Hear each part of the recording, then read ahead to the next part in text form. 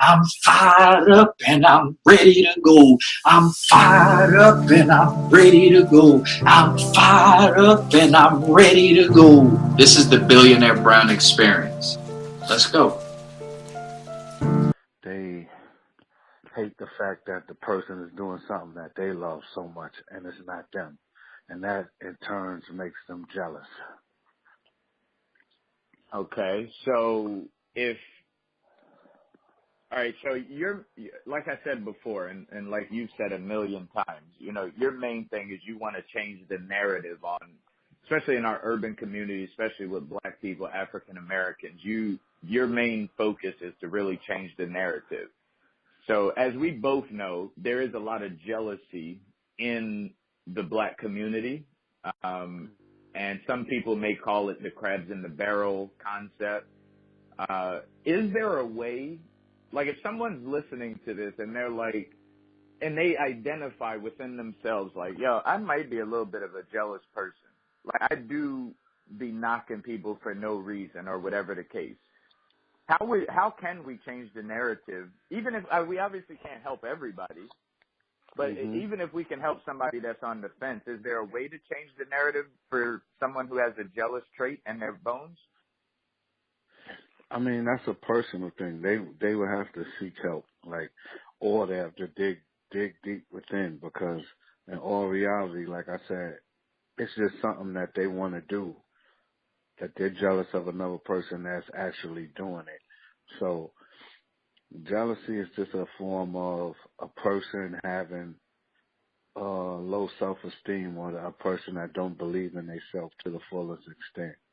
So they're mad at someone else for doing something that they love. Again, so to change the narrative on that, that's really more or less a culture change, where we will have to get into the form of independency and doing things on our own, and not wanting people to help us and take us out of our hard times, which is like the easy way out.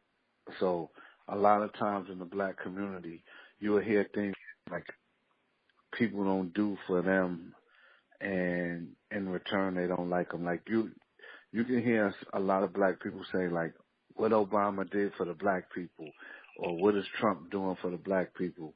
What is any person in power, what are they doing for the Black people? Like, what is Puff Daddy doing for Black people? What is Jay-Z doing for Black people?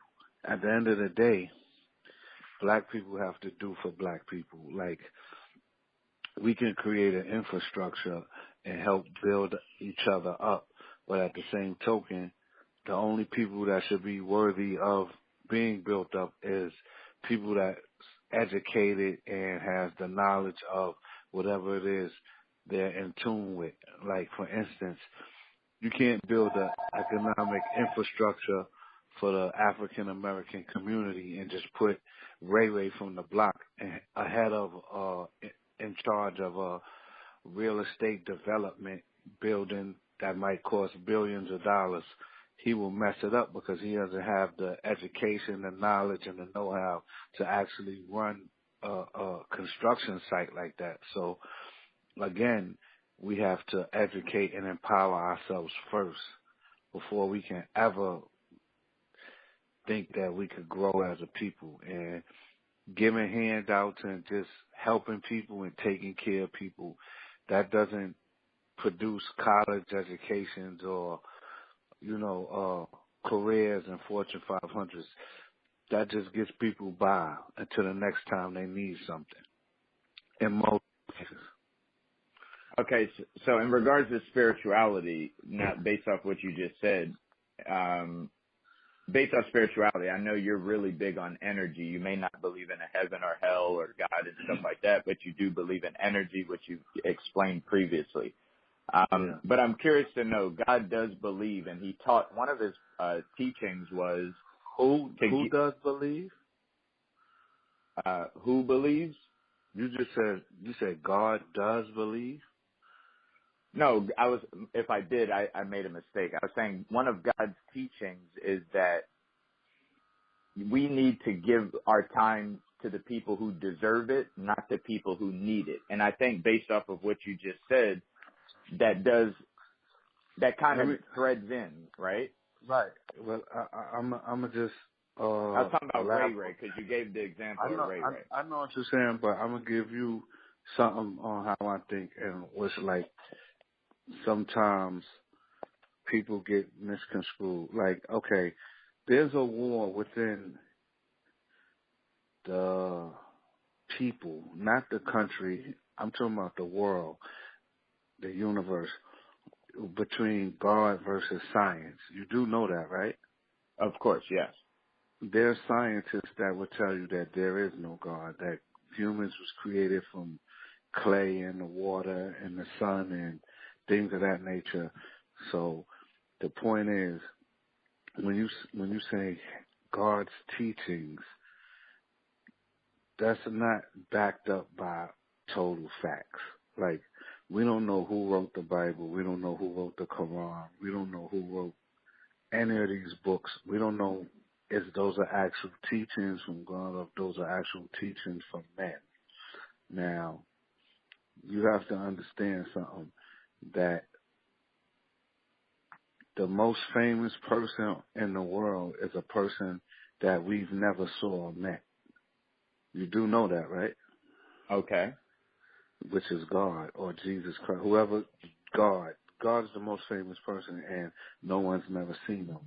So that just gives you a form of reality. Like, is it misplaced reality? Is it real reality? Again, like I said, for me, energy is God. You can use energy, good energy, for God's work, or you can use bad energy for the devil's work. And that's just putting a title on it. But at the end of the day, it's all about energy and the energy that you put out into the world. So at the end of the day, when you say things like that, it's not totally backed up by reality. It's just backed up by words from a book. And wait, but are you saying science God's can teachings, prove? Scientists will sit there. There are scientists that will tell you opposite of the Bible, and then there are Christians or pastors that will tell you opposite of science. That's the point I'm trying to make. That's why I said. But what do you believe? What do you believe? Like, I believe no, but how was the world created? Like, the the world was created by the Big Bang Theory. Like, that's how Earth was created. So when you say what's the Big Bang Theory? That's how the Earth was created from space. You have to Google how the Earth was created. That's not like for instance, if a scientist will tell you God didn't create the Earth, they'll tell you about the Big Bang Theory. So when it's all said and done, there's a war between that, because there are scientists that will tell you the Bible is not real and there's no God. And again, the point I'm trying to make to you is nothing is solid and concrete. These are all assumptions. So again, when you look at things that go on in reality, it gives you a sense of confusion.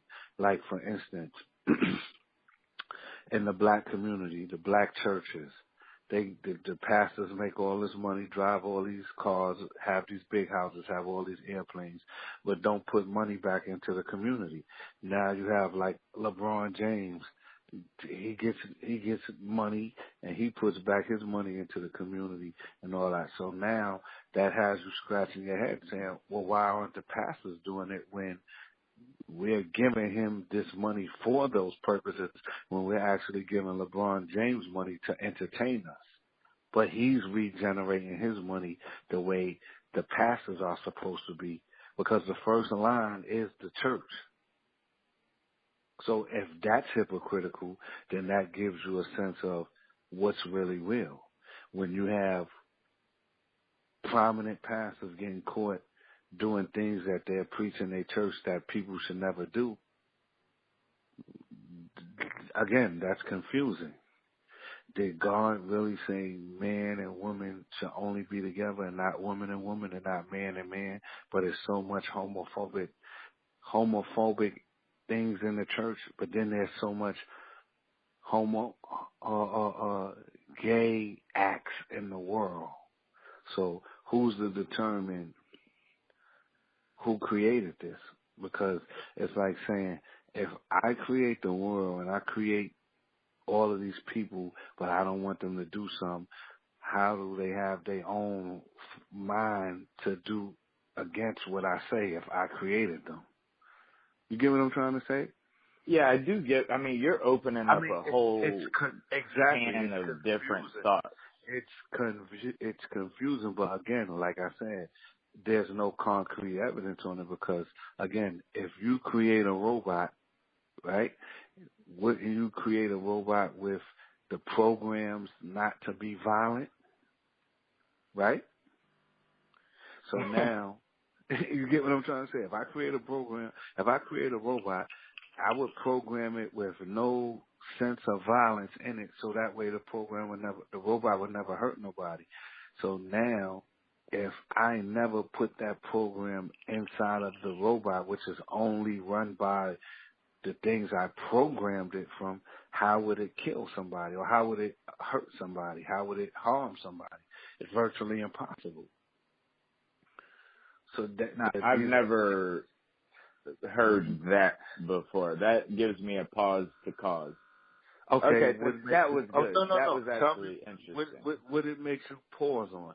Are you saying that in a good way, or are you saying it like I'm saying something that you don't understand? No, it's a good thing. I mean, it's a pause to cause because these are the type of questions that I like to ask religious leaders, but they never can give me like a real answer. Exactly. You have to understand something, right? Imagine the world in,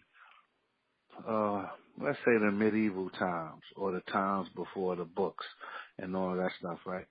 When people go to church, right, they go to church for solace. They go to church for prayer. They go to church to worship, to decompress, right? So imagine if you took the church away from the people that didn't have the strong mindset to handle things on their own. A lot of people probably would be killing themselves or be depressed or stressed out or in mental institutions, correct? Yeah, population control. I agree. Okay, so imagine back then when there wasn't that, all the people that was doing that, they had to create a reason for people to believe in something just to decompress or to be controlled by the masses without being depressed. So do you believe that you were talking about homophobic and gays and stuff? Do you believe you were born gay, or do you believe gay is a choice? I don't know. Like, that's too hard of a scientific question to ask because some gay people will tell you they were born gay. Then you have some people that say they tried the other. I know people that look like they were born gay, like they looked gay since they was kids. Then I know people that was actually in relationships with the opposite sex and then turned gay, mostly women. So that's, again, science versus religion. Oh, so you're a science guy. I'm borderline, yes, because at the end of the day, you have to understand something. The world from today, from eons ago, is totally pushed by science and technology. Am I correct? Sure. Science and technology rules the world. If you live in a third world country where there's no science and technology, you're so far behind that you're lost, right? Like, information is power, and technology gives you information at the speed of your fingertips now. So when something amazing happens outside of you know, there's these moments that we all have. It could like be what? Let's just use, you're in you have a business meeting, let's say at 5:00. You're 30 minutes away, but there's traffic that's about an hour pushing you out. But somehow or some